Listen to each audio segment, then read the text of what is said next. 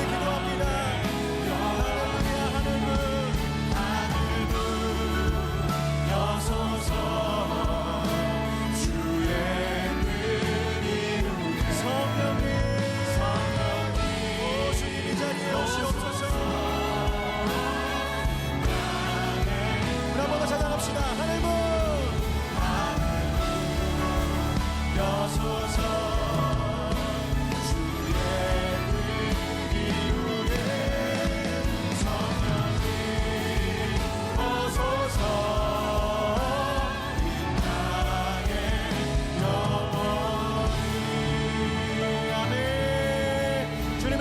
을 기대합니다. 우리가 주님을 바라볼 때 주께서 우리에게 능력 주실 줄 믿습니다. 우리 지난 변화산을 기억하시면서 함께 찬양하겠습니다. 나의 시간과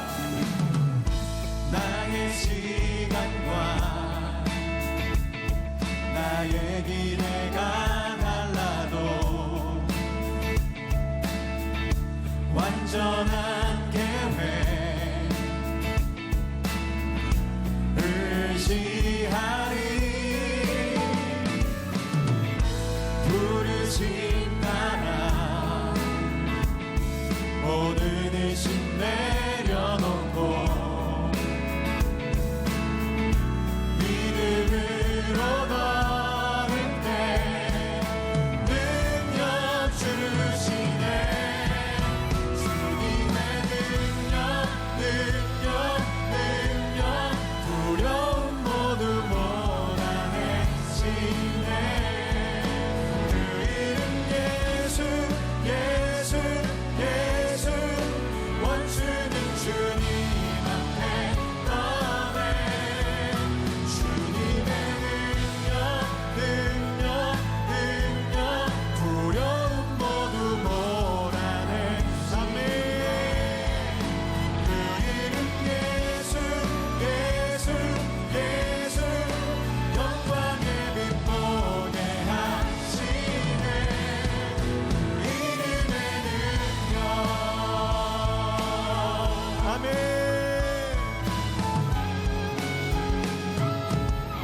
비틀거리며 넘어진 것 같아도 우리 주님의 길을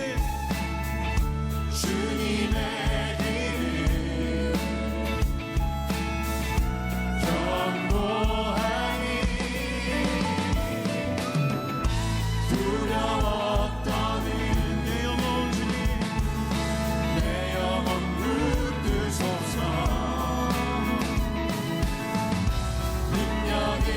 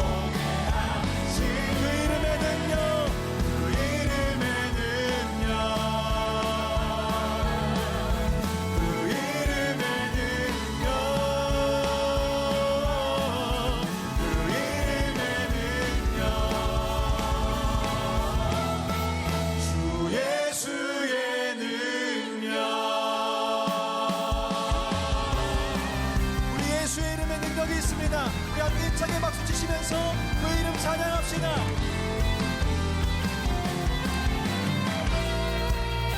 성령이여 임하소서. 내 마음까지 십자가 위에. 아멘. 주님의 은혜에 담비 내려 나를 꽉 적셔주옵소서. 주의 권세 주의 능력 지금 이 시간 임하셔서 악한 권세 모두 깨뜨리고 주님 나라 임하소서.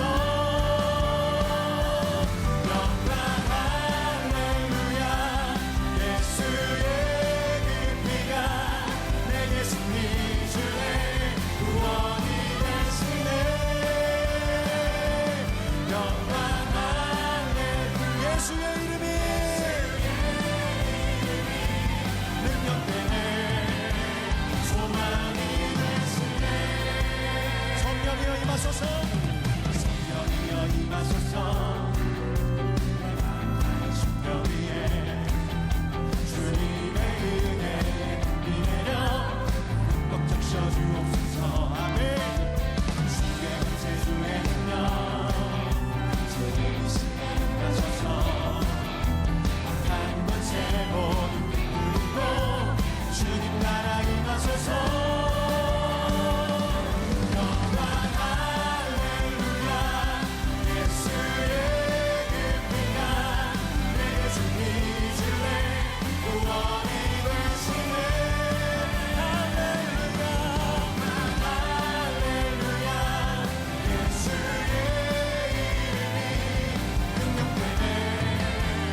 다시 처음부터 다시 한번 고백하기 원합니다. 성령이여 임하소서. 성령이여 임하소서. 아멘. 내 마음의 십자가 위에 주님의 은혜에 담비 내려 꽉 적셔주옵소서. 주의 권세 주의 능력 지금 이 시간 임하소서. 악한 권세 모두 깨뜨리고 주님 나라 임하소서.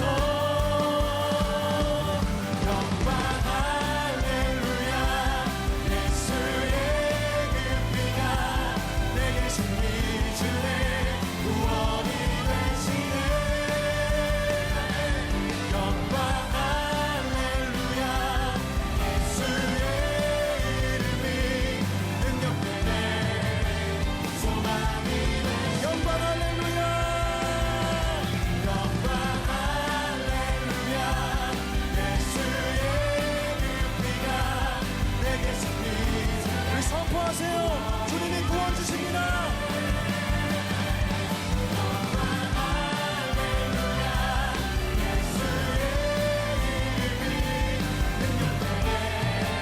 우리 마지막으로 한 번 더 고백합시다.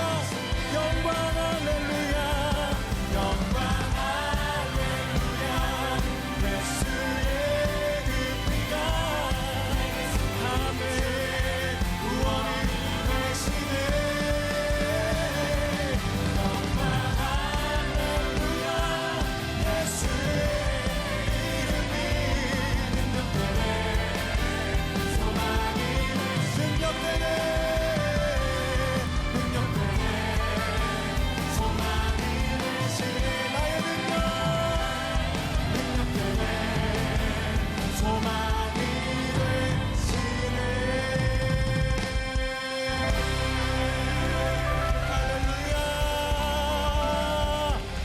우리 기적의 주님께서 지금 이 시간 우리에게 일하실 수 있음을 고백합니다. 할렐루야.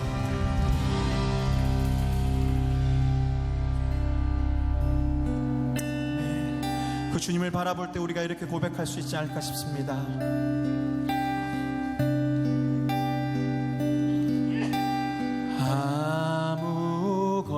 아무것도 두려워 말라. 이미 지켜주시네. 놀라지 마라. 겁내지 마라. 주님 나를 지켜주시네. 아무것도 두려워 말라. 아무것도 두려워 말라. 주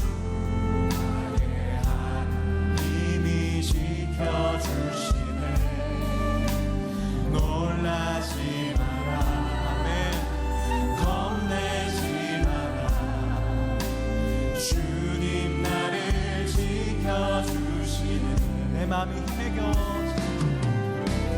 내 마음이 힘에 겨워 지칠지라도 주님 나를 지켜주시네.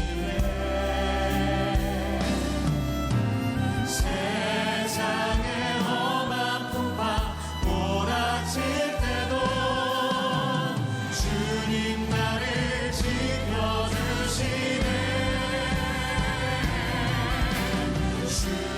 주님은 나의 산성,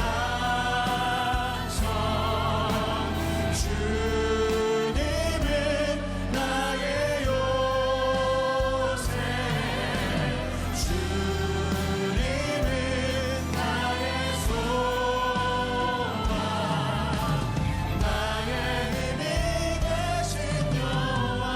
아무것도 두려워 말라.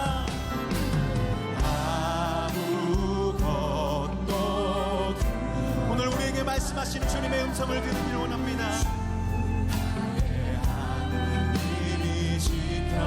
우리 주님 우리에게 말씀하십니다. 놀라지 마라, 겁내지 마라, 겁내지 마라. 주님 나를 지켜. 내 마음이 힘에 겨워 지칠지라도, 내 마음이 힘에 겨워 지칠지라도 주님 나를 지켜주시네. 아멘, 아멘. 세상의 험한 풍파 몰아칠 때도 주님 나를 지켜주시네. 주님은 나의 산성, 주님은 나의 요새, 주님은 나의 소망, 나의 힘이 되신 여호와. 내 마음이 힘에 겨워 지칠지라도, 내 마음이 힘에 겨워 지칠지. 우리 주님 살아계십니다. 주님 나를 지켜주시네.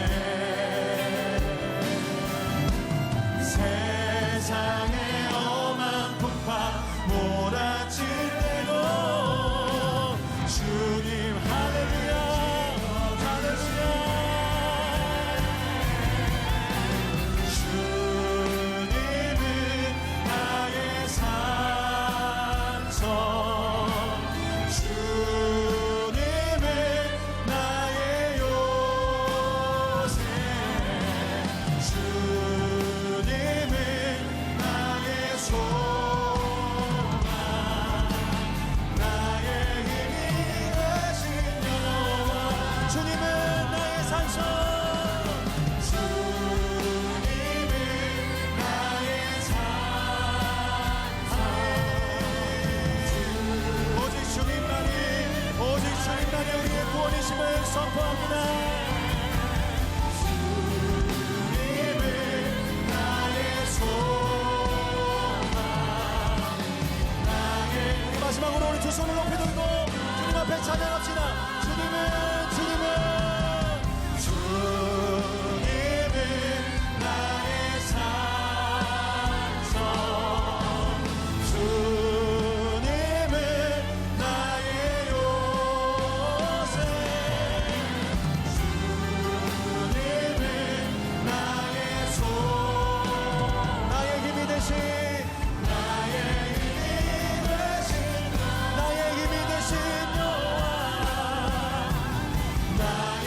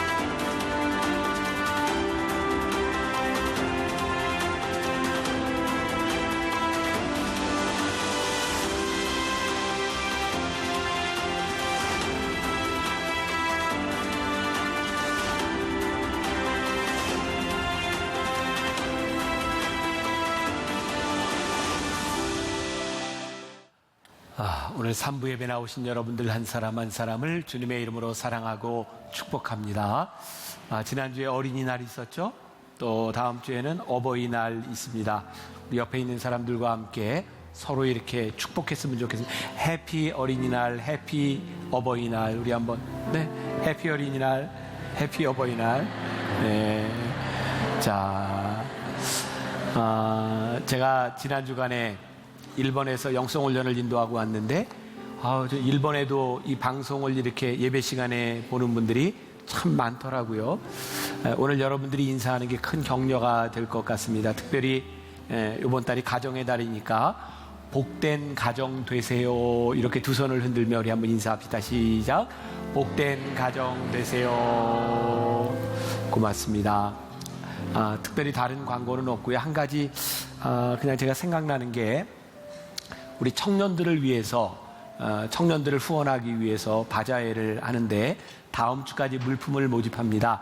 여러분들이 잘 들으실 건 혹시 여러분들 가운데 제조업을 하시거나 또 이렇게 물건을 파는 일을 하면서 남아있는 것들이 있을 것 같아요. 근데 누군가에 필요한 것이 있으면 좀 가져와서 함께 나누면 서로에게 도움이 많이 될 것 같습니다. 여러분들 한 주 남았는데 저도 제가 뭐 해외에서 사온 거, 또 선물 받은 거, 또 제가 가지고 있는 것들을 이렇게 한 섹션을 이렇게 좀 내놨습니다.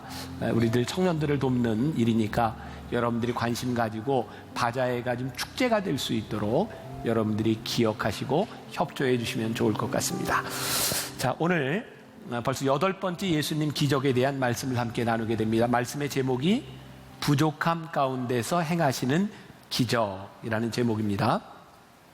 그 동아대학교에 있는 박은경 교수라는 분이 신문 칼럼에서 그런 이야기를 했습니다. 요즘 사람들의 현실 도피, 요즘 현대인들의 특징 중에 하나가 자꾸 현실을 도피하려고 한다는 거죠. 그래서 나타나는 현상 가운데 하나가 이런 드라마입니다. 응답하라 1994, 응답하라 1997, 응답하라 1988. 아무리 드라마를 보고 두드려도 응답 안 합니다. 과거가 우리들에게 무엇을 해줄 수 있겠습니까? 또 삼시세끼 같은 프로그램이죠. 무인도에 가서 이제 밥을 해먹는 그런 일들. 사실 보면 굉장히 비현실적인 것들을 가지고 우리들이 대리 만족을 하려고 하지만 사실 그것들이 우리들에게 답을 주는 것은 아닌 것 같습니다. 아마 이 기적이라고 하는 것도 많은 부족감 혹은 절망감에서 시작한 것일 것 같아요. 여러분들에게는 어떤 부족감과 어떤 절망감이 있습니까? 저는 지난주에 여러분들은 기적이라고 생각하지 않을 수도 있는데 저에게는 정말 이게 하나님의 기적이구나 라는 경험을 했어요. 얘기해 드릴까요? 네. 자, 고베에서 일본 사람들을 대상으로 우리들이 영성훈련을 하게 됐는데 몇 달 전부터 일본의 캔디데이트를 참여하는 사람이 60명이 모였다고 연락이 왔고 준비를 하는 거예요. 사실 일본 사람들 60명이 3일 동안 모여서 영성훈련을 한다는 것 자체가 어떻게 보면 불가능한 일에 가까운데 60명이 모이게 된 거예요. 준비하는 목사님도 신났고요. 저희들도 기도하면서 60명을 잘 준비를 했어요. 근데 이제 도착했죠. 화요일 날 도착을 했는데 한 목사님이 안타까운 얘기를 하는 거예요. 목사님, 정말 몇 달 전부터 준비한 캔디 하나가 못 오게 되었습니다. 그리고 시작하는 날 보니까 60개의 의자를 놨는데 2자리가 빈 거예요. 2사람이 빠진 겁니다. 사람이 많고 적고에 대한 문제가 아니라 그렇게 기도하고 준비했는데 이 자리에 없는 사람에 대한 너무나 안타까운 마음이 있었던 거예요. 하루를 지나고 어떤 이제 프로그램을 진행할 때였는데 제가 이제 축복하며 기도하는 시간이었어요. 혹시 여기 아이를 가지고 태중에 아이가 있는 분 앞으로 나오세요. 기도하겠습니다. 근데 제 눈에는 만삭이 된 엄마 하나가 보였었거든요. 나오라고 했더니 2명이 나오는 거예요. 그래서 제가 기도를 하고 나서 사람들에게 이렇게 얘기했어요. 여러분 참 놀랍지 않습니까? 우리가 60명을 위해 기도했는데 우리는 2사람이 빠져 안타깝다고 생각했는데 하나님은 60명을 정확하게 채우셨습니다. 정말 그 자리에 있었던 우리 봉사하는 사람들이 정말 전율을 느꼈어요. 하나님은 이렇게 준비하시는구나. 우리들이 부족하다고 생각하지만 하나님은 하나님의 것으로 그 자리를 채우셨구나. 사실 우리들의 부족함이라고 하는 것들을 채우시는 것을 우리들이 경험하는 것이 기적인데 우리들의 삶에서 부족함을 하나님이 어떻게 채우실까? 오늘 그런 기대를 가지고 말씀을 나누었으면 좋겠습니다. 오늘 말씀 13절이 어떻게 시작하고 있죠? 우리 좀 박자를 좀 맞추면 좋겠습니다. 어떻게 시작하고 있죠? 처음에 예수께서 들으시고. 자, 우리가 요번에 말씀을 이렇게 보면서 굉장히 좋은 걸 배웠습니다. 이 성경 말씀을 볼 때에는 시작할 때 시, 장소, 또 요 앞부분에 있는 것이 말씀을 이해하는데 굉장히 도움이 많이 되는구나. 여기에 보니까 예수께서 들으시고, 그러니까 우리들이 이 말씀을 이해하기 위해서는 예수님이 무엇을 들으셨는지를 알아야 되는 거예요. 그러니까 이렇게 말씀을 보면서 여러분들이 궁금하면 그 앞으로 가야 됩니다. 마태복음 14장 1절부터 12절에 예수님께서 무슨 소식을 들었는가 그 내용이 나오고 있거든요. 예수님의 사촌이죠. 세례 요한. 예수님의 길을 예비하며 회개하라고 외쳤던 세례 요한이 목배임을 당하고 그 제자들에 의하여 장사를 치렀다라고 하는 이야기가 바로 전에 있는 거예요. 예수님께서 그 이야기를 들으셨어요. 육신의 몸을 입고 오신 예수님께서 그 얘기를 들을 때 얼마나 슬프고 안타까웠겠습니까? 그래서 예수님께서 배를 타고 떠나사 따로 빈들에 가시니, 여기 빈들이라고 하는 말이 영어 성경에 solitary place라고 되어 있으니까 아무도 없는 고독한 장소인 거죠. 예수님이 왜 글로 가셨을까요? 예수님 슬프셨어요. 아마 예수님이 그 슬픔을 달랠 장소, 아무도 없는 곳에서 그의 사촌을 생각하지 않았을까요? 그런데 문제는 뭐냐면 예수님께서 홀로 있고 싶어하는 그 시간에 무리들이 듣고 예수님이 거기 계시다는 이야기를 듣고 사람들이 예수님께 몰려들기 시작한 거예요. 저는 이 말씀을 보면서 아마 저도 목회를 하는 사람이기 때문에 조금이나마 예수님을 더 이해할 수 있었던 것 같아요. 예수님이 슬퍼할 시간, 예수님이 홀로 있고 싶어하는 그 시간에 사람들이 그 시간을 허락하지 않은 거죠. 예수님께 몰려온 거예요.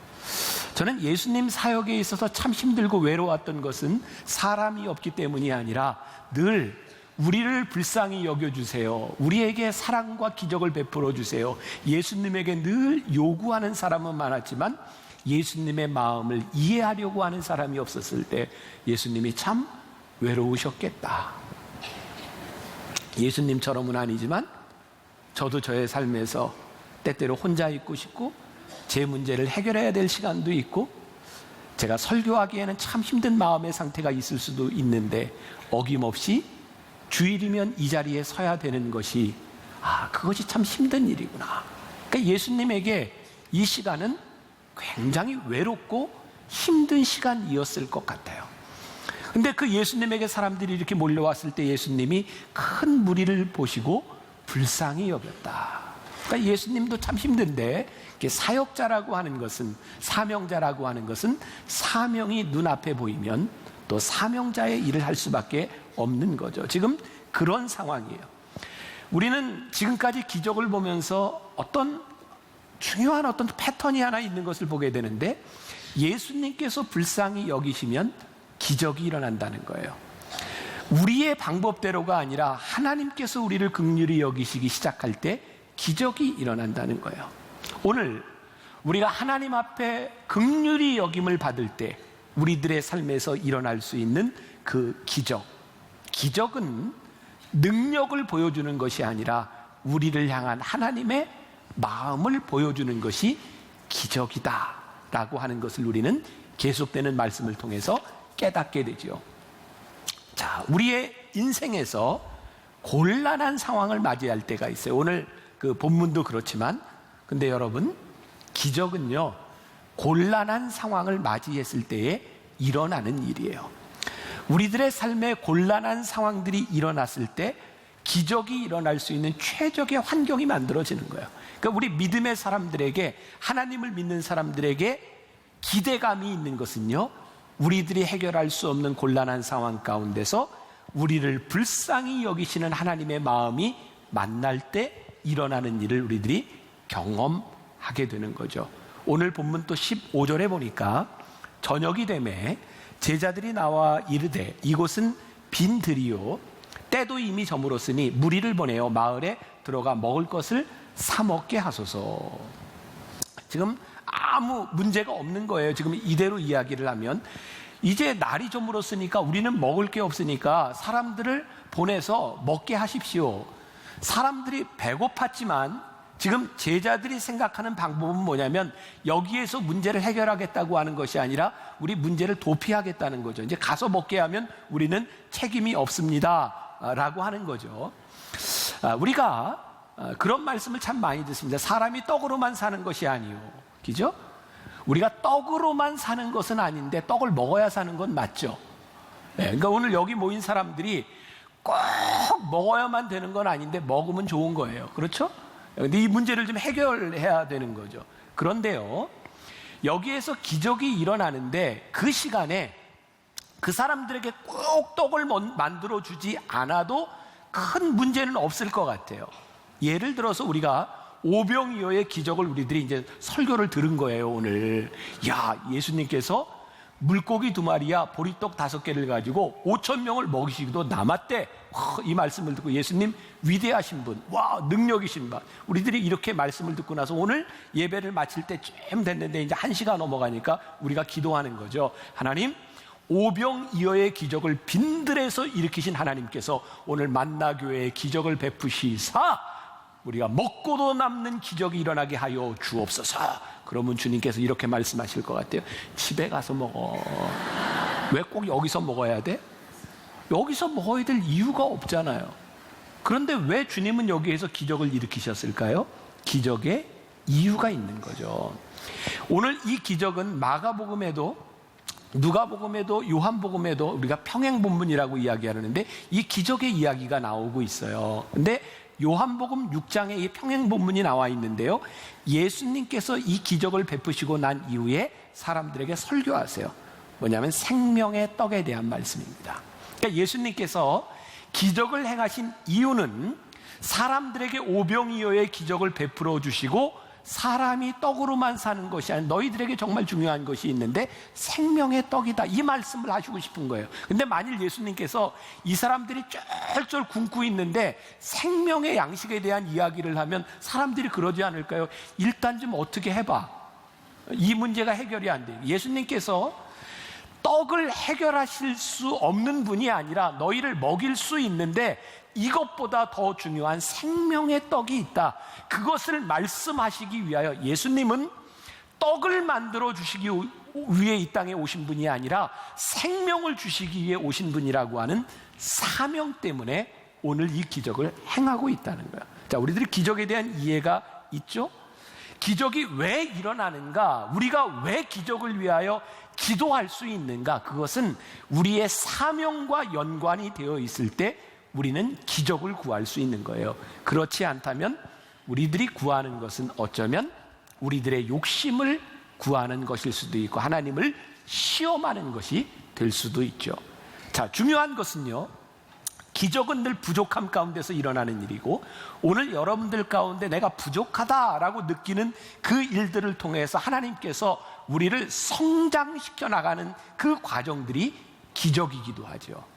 리 스트로베리 쓴 불변의 소망이라고 하는 책에 보면 자신의 이야기가 나와요. 리 스트로베리는요, 예일 대학을 나온 사람이고요, 시카고 트리뷴의 기자였어요. 그는 크리스찬이 아니었습니다. 오히려 반기독교적인 사람이었고 예수를 믿고 난 후에 그는 시카고에 있는 윌로우 크릭 교회를 다니면서 어떤 봉사를 냈냐면 예수를 처음 믿는 사람들이 교회와 교리와 신앙에 대한 질문을 가지고 있을 때 답을 해주는 봉사를 즐겨 했어요.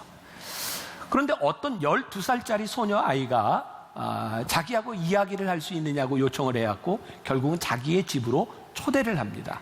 그래서 그 집에 갔더니 이 소녀의 문제가 아니라 이 아이의 아버지가 집에 반기독교적인 책을 이렇게 쌓아놓고 논쟁을 벌이게 된 거예요. 근데 논쟁을 벌이다 보니까 리 스트로베리 다 대답할 수 없는 거예요. 그때 이렇게 그 남자에게 이야기합니다.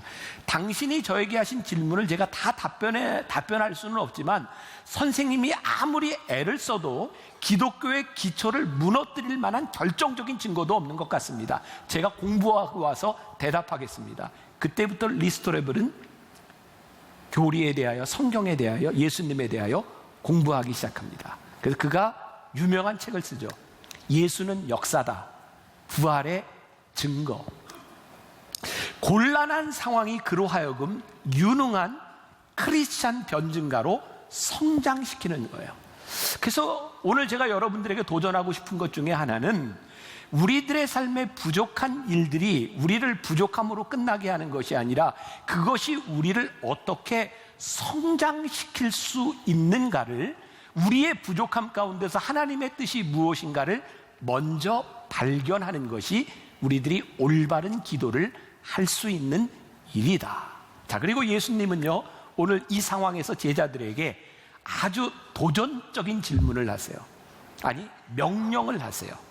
16절부터 18절까지 보니까 예수께서 이르시되 갈 것 없다. 너희가 먹을 것을 주라. 제자들이 이르되 여기 우리에게 있는 것은 떡 5개와 물고기 2마리뿐이니이다. 이르시되 그것을 내게 가져오라. 아주 도전적인 명령이라고 하는 게 뭐냐면 너희들이 먹이라 이 말이에요. 제자들은 황당한 거죠. 우리가 이 상황에서 어떻게 먹입니까? 그리고 우리가 가지고 있는 것은 물고기 2마리와 보리떡 5개밖에 없습니다. 그랬더니 예수님이 뭐라고 하세요? 그거 가져와라. 오늘 예수님께서 제자들에게 하시는 이 명령은 도전적일 뿐만 아니라 너무너무 불합리한 거예요. 그걸 가지고 무엇을 할 수 있겠습니까? 그런데 기적은요, 늘 불합리한 명령 가운데서 일어나는 일이라는 거예요. 그리고 제자들에게 오병이어를 가지고 와라 라고 예수님께서 말씀하셨을 때는 중요한 것은 왜요가 아니라 이것을 가지고 어떻게 할까요? 우리들의 인생에 하나님께서 사명을 주실 때 그 사명이 우리들에게 뜨겁게 가슴으로 하나님의 말씀으로 우리들에게 부딪혀 오기 시작할 때 우리가 가진 것이 오병이어일 뿐인데 그것이 문제가 아니라 하나님은 그것을 우리들에게 가져오라. 내가 그것을 가지고 쓰겠다라고 말씀하시는 거예요. 참 놀라운 것은요, 성경의 모든 이야기들이 그런 신앙의 패턴을 가지고 있다는 거예요. 하나님께서 이스라엘 백성을 애굽에서부터 가나안 땅으로 출애굽시키실 때 우리가 잘 아는 것처럼 제가 지도를 이렇게 그린다면 지중해에서부터 이렇게 내려와서 여기에 나일 삼각주가 있는 애굽이고요, 이렇게 올라가면 여기가 가나안 땅이에요. 이스라엘 백성이 애굽에서부터 가나안 땅까지 가는데 걸어서 가면 딱 일주일이면 가는데 하나님께서 왜 이스라엘 백성으로 하여금 이렇게 가라고 하는 것이 아니라 요 밑에 홍해를 건너서 광야에서 40년을 지나게 하셨는가? 문제는 하나님께서 그들을 홍해를 건너서 40년 동안 광야를 지나게 하셨을 때 왜라고 하는 것은 더 이상 중요하지 않다는 거예요.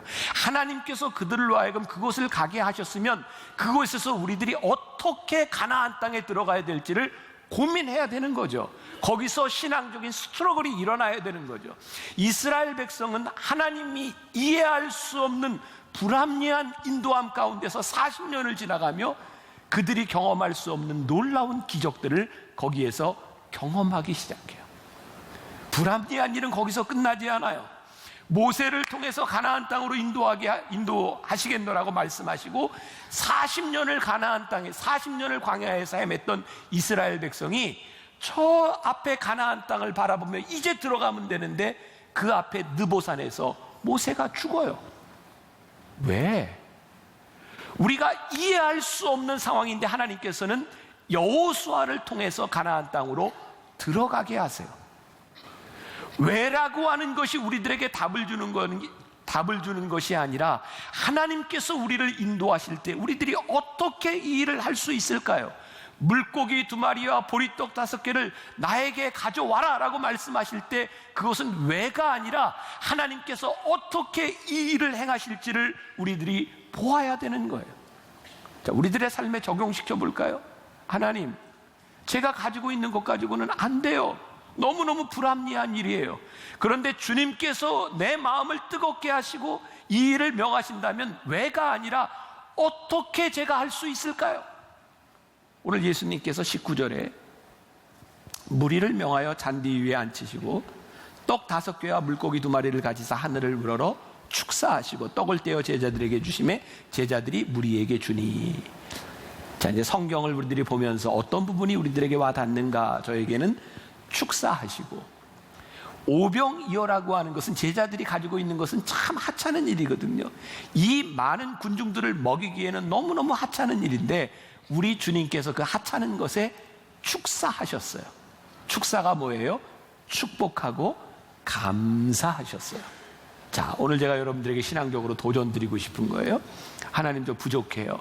이걸 가지고 뭘 하라고요? 제가 사명자로 살아가기에는 택도 없어요. 근데 하나님께서 우리들에게 말씀하시는 것은 내가 가지고 있는 것을 축복하고 감사해라. 내가 그것을 가지고 일하겠다. 내가 그것을 가지고 기적을 베풀겠다.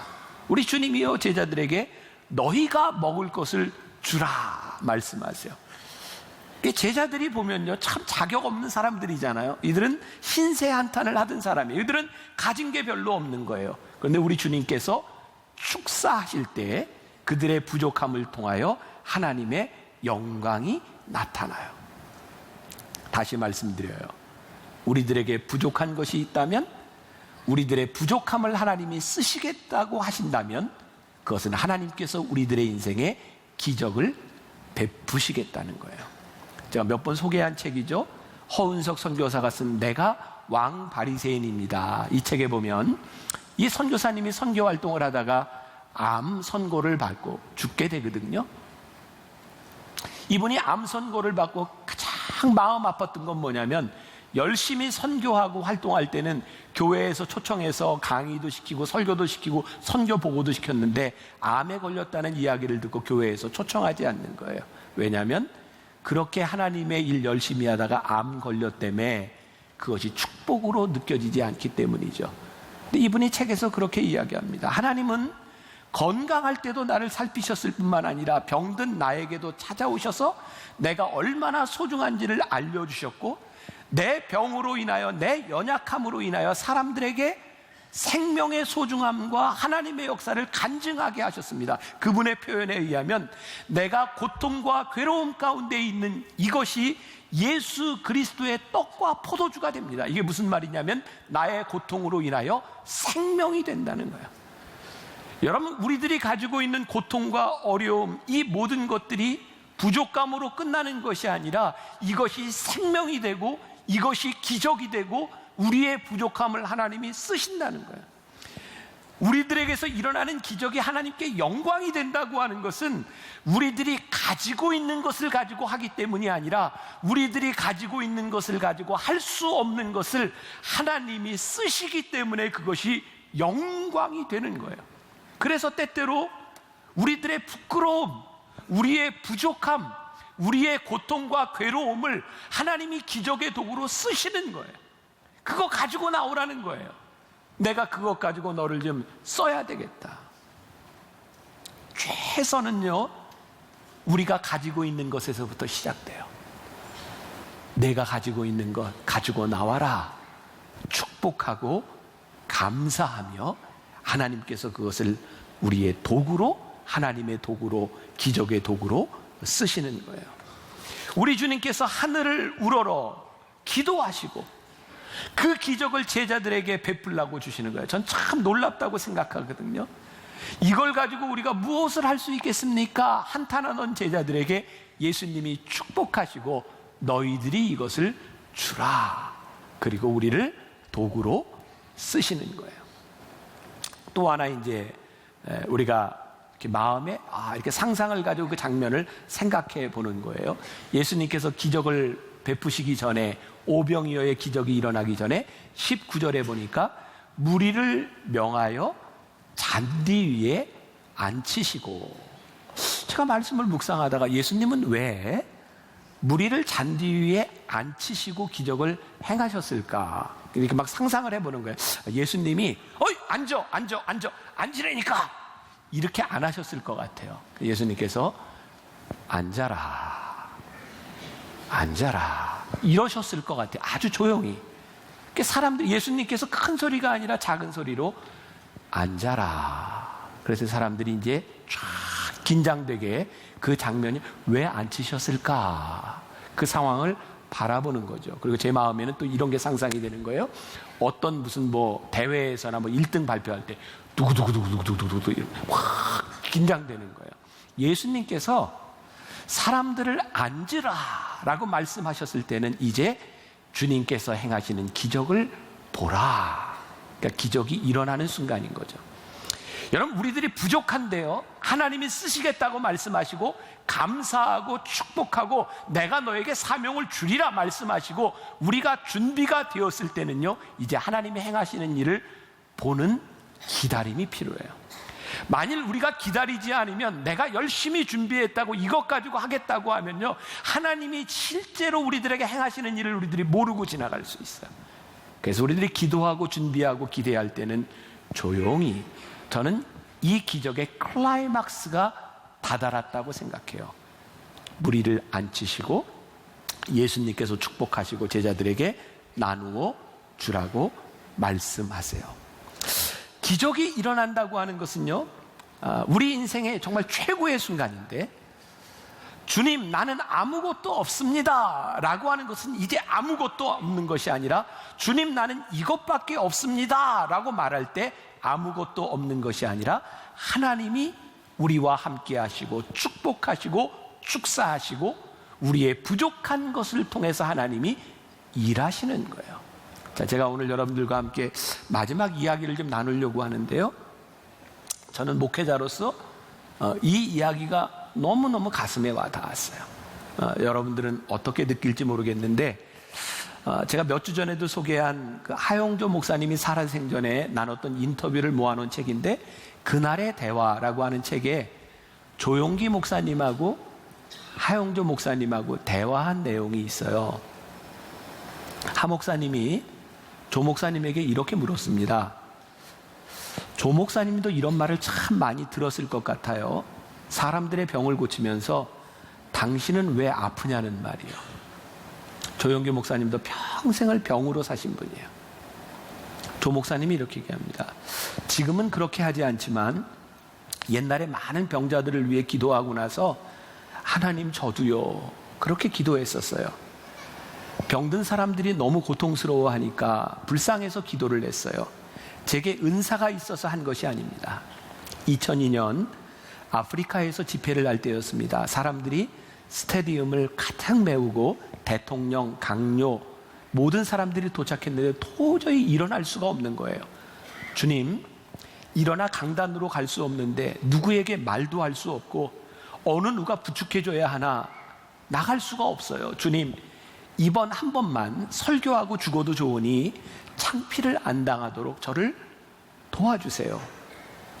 그리고 나서 겨우 일어나 걸어 나갔는데 설교를 시작하니까 성령님이 힘을 주셨어요. 설교 도중 쓰러질 것 같은 생각이 자꾸 들면서도 설교를 무사히 마칠 수 있었어요. 그리고 병자들을 위해 기도했는데 또 많은 사람들이 나왔어요. 그래서 또 속으로 하나님께 기도했어요. 하나님, 저도요. 저 많은 사람들이 기도로 났는데 왜 저는 안 났습니까? 하 목사님이 말합니다. 처음에 암을 발견하고 수술을 받으려 할 때 서울에서 수술을 받으면 소문이 나겠더라고요. 제가 죽는 것은 두렵지 않은데 우리 교인들이 실망할 것 같아서 그게 두려웠어요. 조영규 목사님이 이렇게 말을 합니다. 저는 주일마다 번지 점프를 한다고 생각합니다. 제가 말씀에 묶여 있다고 생각하고 번지 점프를 하는 겁니다. 하나님께서 줄을 잡아주시지 않는다면 저는 그냥 떨어지고 마는 겁니다. 제가 살려고 하다 보니까 다른 사람들을 살리게 되었습니다. 제가 살기 위해서 말씀을 찾고 말씀을 증거하다 보니까 저와 같은 처지에 있는 사람들이 은혜를 받고 교회로 모였습니다. 제가 신령하기 때문이 아닙니다. 어떤 사람들은 40일 금식 기도를 하는데 저는 금식 기도 못합니다. 체질이 약해 사흘만 금식하면 졸도해요. 그러니까 최자실 목사님이 살아있을 때에 항상 저를 위해 대신 금식해 주셨어요. 전 이 말이 너무너무 제 마음에 와닿았어요. 저는 그런 두 분처럼 그런 훌륭한 목사도 아니고 제가 그렇게 심각한 병에 걸린 사람도 아니지만 제가 이 자리에 설 때면 정말 번지 점프에 매달려서 한 줄을 붙잡고 있는 그런 절박한 마음이 들 때가 많거든요. 하나님, 저를 붙잡아 주시지 않으면 제가 여기에 설 수 없을 것 같아요. 근데 하나님은 그 절박함을 붙드셨어요. 하나님이 우리를 쓰시는 것, 아니 제가 하나님께 쓰임을 받을 때 제가 우리 교인들을 위해서 기도하고 변화산 기도회를 하면서 병자들을 위해 기도하고 하나님 불쌍히 여기셔서 하나님 우리 교인들 낫게 해주세요 라고 기도하는 정작 제 자신이 너무 힘들 때 하나님 저 너무 힘든데요, 저도 고쳐주세요, 늘 그런 마음을 가지고 부끄럽고 송구스럽고 내가 여기에 설 자격이 있나라고 생각했는데 하나님이 그 절박함을 붙드셨구나. 하나님이 우리를 쓰시는 것은 우리들이 완전하거나 우리들이 자격이 있기 때문이 아니라 우리들이 부족하기 때문에 절박하게 하나님을 붙들 수밖에 없기 때문에 하나님이 우리를 붙드셔서 기적을 베푸시는 분이구나. 저 5,000명을 앞에 두고 오병이요, 물고기 2마리와 보리떡 5개로 우리가 무엇을 할 수 있겠습니까? 우리는 할 수 있는 것이 없습니다라고 하는 그 절박함, 그 부족감을 우리 주님이 붙잡으셔서 축사하시고 기적을 베푸시는 분이 우리 주님이시구나. 기적은 우리들이 다 채워진 곳에서 일어나는 것도 아니고 기적은 우리가 연약하고 부족하기 때문에 우리를 통해서 하나님이 일하시는 거구나. 기적은 신학적인 지식도 어떤 관계도 아니라 하나님을 향한 간절한 마음이 우리들에게 있을 때 하나님이 일으키시는 것이 기적이구나. 기적은 문제를 회피하는 사람들에게 일어나는 것이 아니라 이 문제를 가지고 주님 앞에 나와 주님 저를 붙잡아 주시지 않으면 제가 할 수 있는 일이 없어요 라고 고백할 때 하나님이 우리를 붙잡아 주시는 것이 기적이구나. 그날의 대화에서 하영조 목사님이 이런 말을 했어요. 저는 믿음이란 항상 낭떠러지에 서 있는 것이라고 생각해요. 큰 길을 걷는 게 아니라 낭떠러지에 떨어지는 심정으로 가는 것이 믿음이에요. 어쩌면 우리들에게 믿음이 너무 편안한 것 같아요. 큰 길을 걸어가며 아무 걱정도 없이 우리들이 살아가는 걸 믿음이라고 생각하는데 믿음은 그런 것이 아니라 낭떠러지에 서 있는 심정으로 하나님을 붙들 때에 우리들이 경험하는 것이 믿음이고 기적이구나. 오늘 저는 여러분들과 함께 또 하나의 기적을 한번 만들어 보자 이런 생각이 드는데 여러분들 앞으로 이제 만나교회 다니려면 참 힘들 것 같다는 생각이 들어요. 언제 제가 이런 얘기를 할지 모르니까 우리가 한 달 반 전에 우리가 한샘 치고 헌금을 하자. 그리고 정말 하나님이 놀라운 기적을 이렇게 보여주셨거든요. 요 몇 달 동안 아마 저를 통해서 만나교회와 여러분들에게 주시는 마음일이라고 생각을 해요.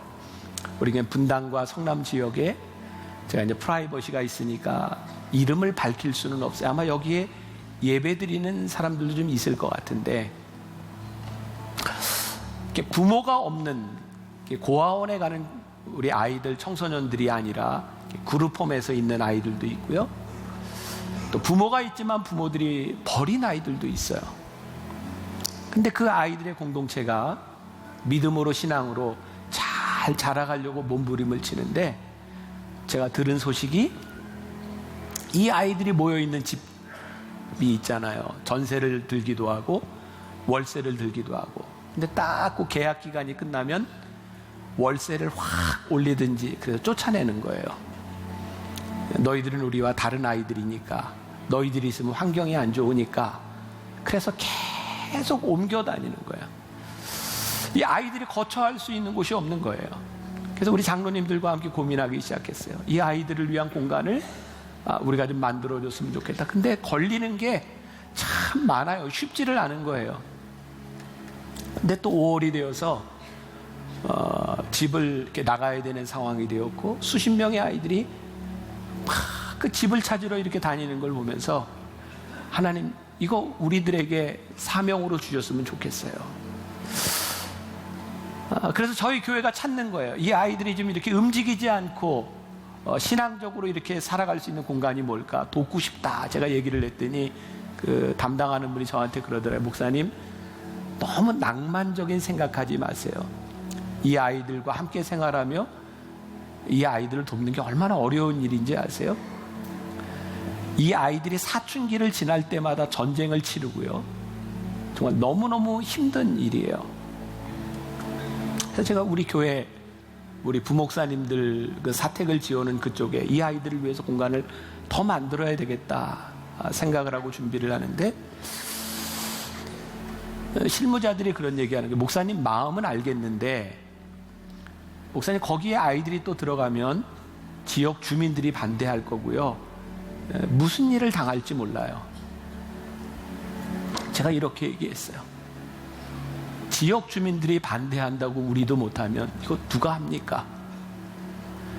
세상이 하지 못하기 때문에 교회가 하는 거고, 세상이 놓았기 때문에 교회가 그거 돌봐야 되고, 그 아이들 중에 어떤 아이들이 있을지 모르지만 그 아이들 중에 한 명이라도 교회가 품어주고 우리 신앙인들이 품어줘서 그 아이들 가운데서 하나님이 쓰시는 사람들이 나올 수 있다면 이게 기적이 아닙니까?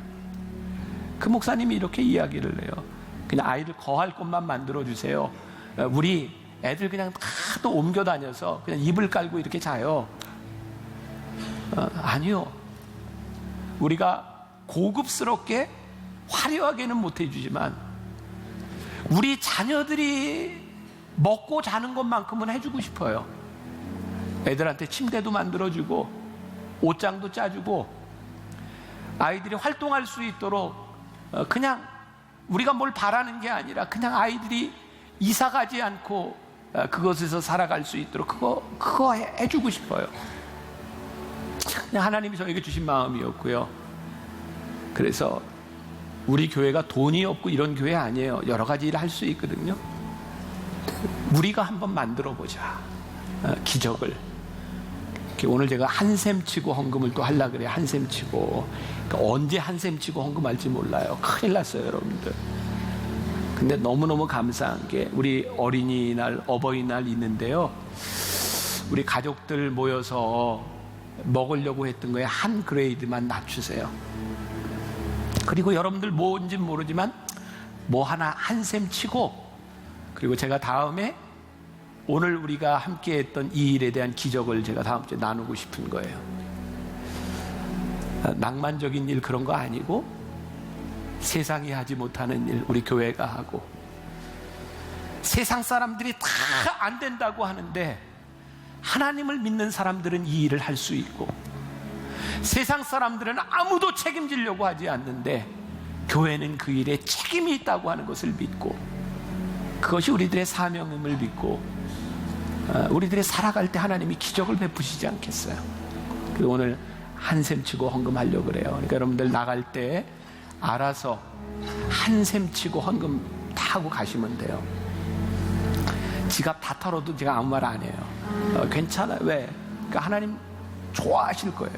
하나님 기뻐하실 일이고, 제가 여러분들에게 특권을 드리는 겁니다. 이건 우리가 기적을 만들어가는 특권을 여러분들에게 드리고, 오병이어의 기적, 우리들이 부족하지만 하나님이 이루실 기적을 우리들의 삶에서, 여러분 오늘 두 가지 기도하시는, 여러분들 개인적인 삶에서 부족감, 하나님 그것이 사명의 기적이 되게 하여 주옵소서.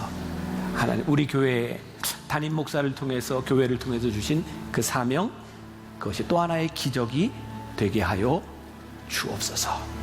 오늘 여러분들이 기도하고 또 결단하고 나아가면 좋겠습니다.